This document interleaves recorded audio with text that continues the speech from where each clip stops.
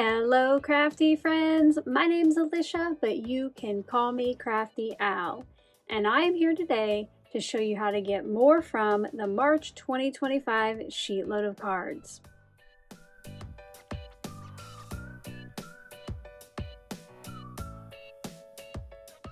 Thank you so much for stopping by today. If this is your first time to my channel, I hope that by the end of this video, you'll be inspired to click on that subscribe button below and ring the bell for notifications. If you're already a subscriber and regular viewer, welcome back. I'm so glad that you're here again. When I shared the March 2025 Sheetload of Cards process video, I let you know how you could get double the amount of cards by using 12 by 12 paper instead of 6 by 6. And I asked if any of you would be interested in seeing that. And the overwhelming majority said yes, please. So I am here today with those instructions. If you haven't yet downloaded the March 2025 Sheetload of Cards printable or seen how I made my first set, I will have the debut and process videos linked in that description box below. Also linked down in the description box is a March 2025 Sheetload of Cards live replay. If you weren't able to watch us this past weekend, I got together with Carmen and Yvette from my creative team, and we each made some more cards with this printable. For mine, I created some clear cards here that I'm showing you. I think I ended up getting 7, and one of them is headed off to a lucky winner from the live stream. Now, I don't have a new printable page for this, so make sure to watch this video carefully. Maybe take notes on your printable. The main thing is, instead of the 4 6 by 6 pieces of pattern paper, you'll want 2 12 by 12 pieces of pattern paper, and then you're going to double all of the cardstock for both the matting and the card bases. To get more information on the cutting of the cardstock and the card assembly, do make sure to check out that original process that's linked below. Now, if I do leave you with any questions, feel free to leave those down in that comment section, and I'll get back to you just as soon as I can. Let's get crafty! Before I get to the process, I did want to stop by with a special channel member shout out. I would like to say welcome and thank you to my newest paper trimmer level member, Ann Jimenez. Thank you so much for your support. Thank you as well to all of my channel members. You helped to keep me creating here on YouTube and the last 2 years of Sheetload of Cards free for all subscribers. If you're ever interested in finding out more about the perks of channel membership, make sure to check out the join button below this video or the link in the description box. For today's cards, I chose 2 pieces of paper from Echo Park's Have Faith line. Now, if your paper does have a direction, you'll want to make sure you keep that in mind before making the first cut. Mine didn't really, but I did go ahead and cut off the branding strip at the bottom. And now what I'm going to do so that I can get bigger sections left over to decorate the inside of the cards is I'm going to cut 2 columns that are 4 inches wide and 2 columns that are 2 inches wide. So I used for the 2-inch columns the 2 to the left side of my cut line, and I cut those 2 first, and then I cut the rest of this piece in half, which it currently stood at 8 inches wide, so I cut it into half at 4 inches for those 2 4-inch wide strips. Now what I'm going to do is rotate those, and I'm going to cut 2 pieces that are 5 inches tall. Now after I've cut both of those, you'll notice that I have that larger section at the bottom, and later I'll show you how I use these so I did not end up with any scraps at all. Now I'm going to take those 5-inch tall pieces that I just cut and cut those in half at 2 inches wide.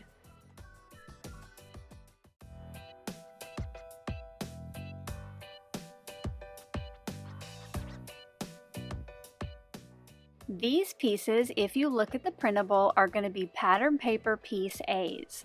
Now we need to get the piece B's, and for that I'm going to grab those other 2 skinny strips, the 2-inch wide ones, and we're going to cut these in quarters at 3 inches tall. Now with these, you'll want to make sure that you don't want to do what I call generous cuts. Cut it right at 3 inches, if not a hair under.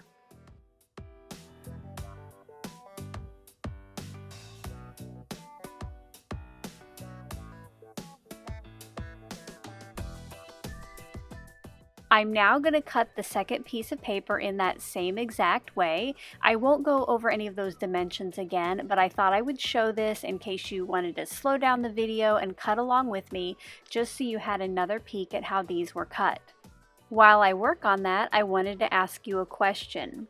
Since this is going to make so many more cards and 8 is already a lot, what will you use these doubling instructions for? Do you donate cards? Do you make your holiday cards throughout the year? Do you just send out a lot of cards yourself? Let me know down in that comment section below.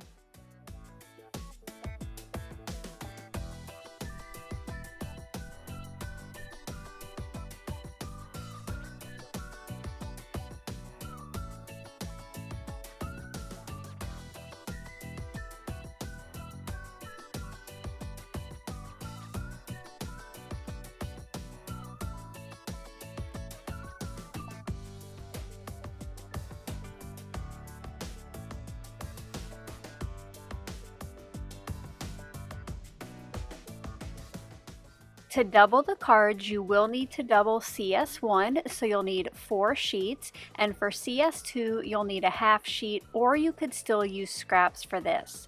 For the card bases, you'll need to cut 8 sheets of cardstock in half and then fold it in half to yield 16 total.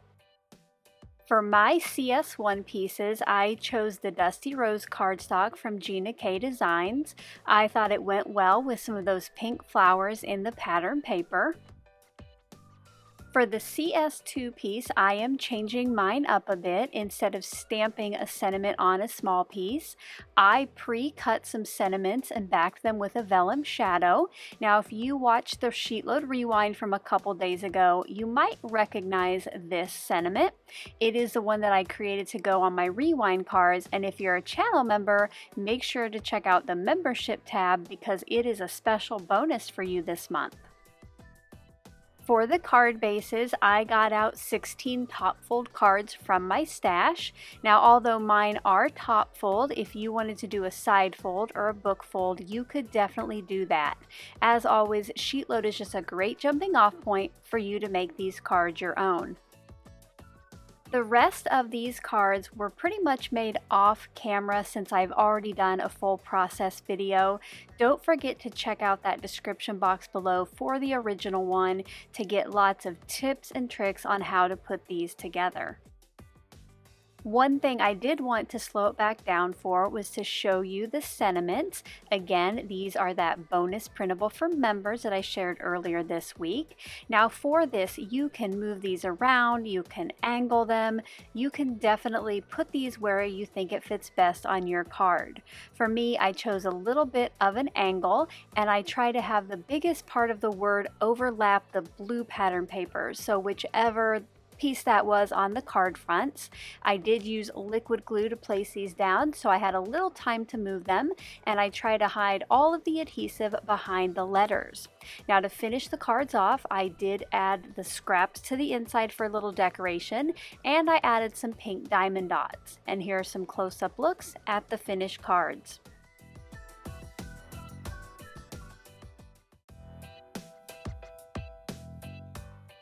I hope you enjoyed this updated video that showed you how to get more out of the March 2025 SheetLoad of Cards.